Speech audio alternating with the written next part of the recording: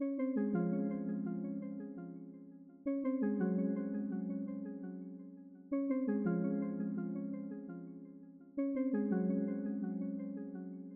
name's Wayne Helmore, and in 2013 I was diagnosed with lung cancer. I've successfully beaten the terminal diagnosis, and part of my protocol for beating cancer has been to make sure that all of my water is toxin free. As a result of that, when I speak to a lot of other people who have cancer, I recommend that they distill all their water. I've done that for the last 2.5 years. So people will ask, well, why do I need to distill my tap water? Well, if you've got cancer, or indeed if you just want to have a healthy life, then you want to remove all toxins that are put into your body. So the way in which we can measure the amount of toxins in our water is through this little gadget here. It's called a TDS measuring device. It measures the total dissolvable solids in your water. You can buy these on Amazon. I think they're about £17, something like that. So what I'm first going to do is test my tap water with this particular device. I'm going to fill this glass up with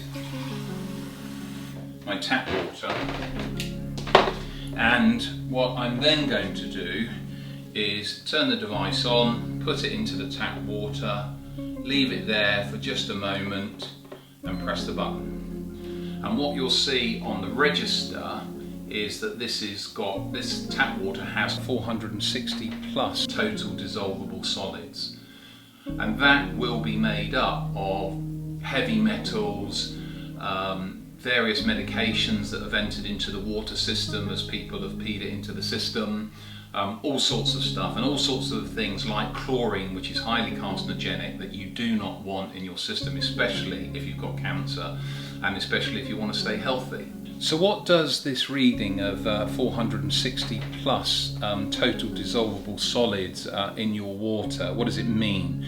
Well, as we can see from this chart from the Environment Protection Agency in the US, the ideal drinking water should be anywhere between 0 to 100. You can also see that the absolute maximum contamination level is 500 plus. So my tap water is very close to that, and that's why you need to distill all of your tap water. So how do we remove the 495 total dissolvable solids from the water? So when you've got the unit, you remove the top like so, and then you fill this particular bin with 4 litres of water. You then put this lid back on, you plug it all in, put the jug underneath, and overnight the heating unit, the heating fan in here, will condense the water and then filter it all into the jug, and you should find that you have very, very low, if any, total dissolvable solids left in your water. Finally, to say that when you've distilled the water and you've removed all of those toxins, it will taste quite awful, the water, and that's because you've stripped everything out. And what you then need to do is put all the good guys back in, all the trace minerals, all the good stuff. So what I use is this. This is from Trace Minerals. It's called 40,000 volts. You only need a small amount. You need about 2 tablespoons of this liquid into your 4 litres of water, and then it tastes absolutely delicious. It tastes really creamy and very pleasant. Now, there are 2 particular units on the market, and I've decided that it would be a good idea to review the products so that people who I talk to have a fair balance of which distiller is the best one to use. Okay, so let's take a look at these 2 units. Now, this one, as I say, has been in the UK for over a decade. This is a new, cheaper import. This particular unit is £15 cheaper than this particular unit. Both of these are straight out of the box, so what we then need to look at are the aesthetics of both units together. This particular unit, as you can see, and I don't know whether it comes over so much on film, is actually much larger than this. They look very similar because they have this black top and this polished base, but this one looks much larger, and it depends how you feel about that in your kitchen.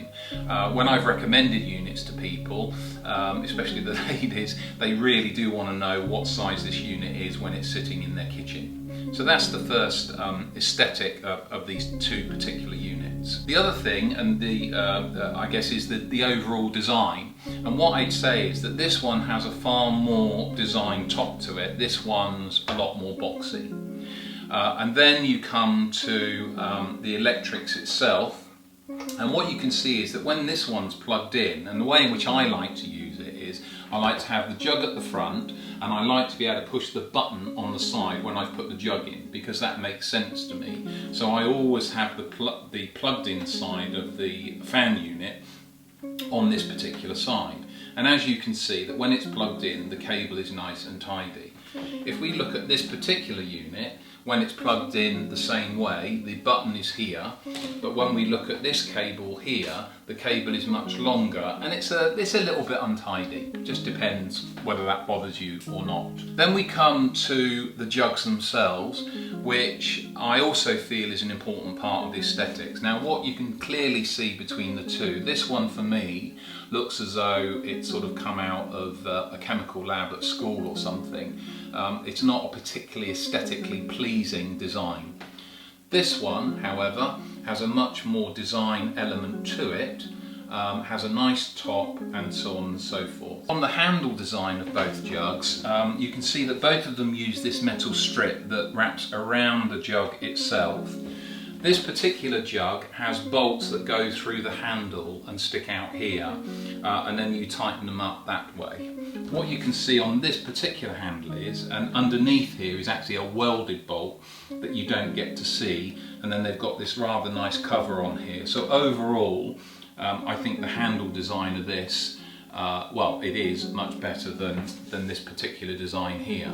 And that's an important feature, because when you've got 4 litres of water in a jug and you have to lift it up, even for me, it's pretty heavy. So next we come to the functionality of the jug itself, which again I think is important, because you are lifting and carrying around 4 litres of water, and wanting to put it into other water jugs or put it in the saucepan or whatever. So if we look at this particular jug here with the cheaper device, what we can see is that we don't have a pouring spout. Now that for me is a big negative, because if I want to pour that out, all I've got is a big hole. The second element of this is the fact that this lid does not come off. So I'm not quite sure how they expect you to clean the unit. You do get a little cap like this which sits on top, so if you want to just keep the water in there and store it from there, you can. Then we come over to this device, and what you can see is that it's actually got a pouring spout, which is ideal, and it's also got a removable lid. So you can in fact obviously clean the jug when you need to. So I think that in terms of the two, aesthetically, I think this is a better looker. Okay, so then we come to the functionality of both of these units, and what I did was I actually ran both of these units yesterday, because I thought that watching a water distilling unit run for 4 hours might be just somewhat boring. This particular unit distilled 4 litres of water in 3.5 hours.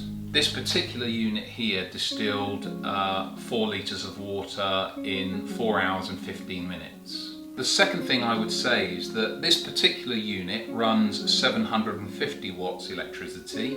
This one runs at 580 watts. So what does that mean? Well, first of all, this unit runs far warmer. So when this fan element heats up, heat comes out of the top here, and all I can tell you is by just putting my hand over both of them, this one is a lot warmer. So you've got far more heat output going into your kitchen. Another good point on functionality is that on this particular unit there is an on-off button here. So when everything is plugged in and running, or if it's actually finished, and both of these units do turn off when they have finished filtering, but sometimes you may want to turn it off. So this has an on-off button here. This particular unit does not have an on-off button. So once you've started it to distill, if you then want to stop it, you've got to unplug everything. I think it's probably a minor inconvenience, but I think it's a point worth noting. That is a new feature that Megahome have put on their machine, and I think it's a good idea. Okay, so let's take a look at how both of these distiller units worked in terms of removing the total dissolvable solids. So what I'm going to do is I'm going to pour this, and as I say, I distilled this last night. I'm going to put that one in there. I'm going to put the Megahome one in here, and then what I'm going to do is put my TDS measuring device into the Waterpure unit, which is the cheaper unit. I'm going to hold it. Okay, so what we can see there is we have 18 total dissolvable solids left in that particular water. Okay, so now what we're going to do is test the Megahome distilled water. Again, I'm going to put the measuring device into the unit, press the hold button to record these. Okay, and what we can see here is that this particular, the Megahome unit has produced water that has literally one total dissolvable solid. So in terms of performance, clearly the Megahome has distilled it in a far more efficient manner. So both of the devices come with a manual. I couldn't find anywhere on the cheaper unit anything confirming that it had a CE certificate, whereas the Megahome one has its detailed information for its German certification detailed on the back. So what I then had to do was to go on the website. I also couldn't find anything on the website about the CE certification. So then I emailed the company and they sent it through. So just to confirm that they did send it through, and it does have its CE certification, although I had to fight a little bit to find it. Overall, the cost of bottled water is about 80–90p a litre. The cost of producing water like this is around about 10p a litre. And also you haven't got to lug all that water to and from the shops and store it at home and so on and so forth. So distilling water is, for me, is definitely the way to go. Overall, I think if I look at aesthetics and functionality, I would still stay with my Megahome unit. I have used it for 2.5 years without it failing once, and I've used it every single day. I just put it on at night, leave it running overnight, and in the morning I have 4 litres of water. So I hope that this review's been of benefit and of use to you. If you would like to see more of the protocols that I've used to beat my cancer, then the blog details have been given at the front end of this video and also on the closing credits. Thank you.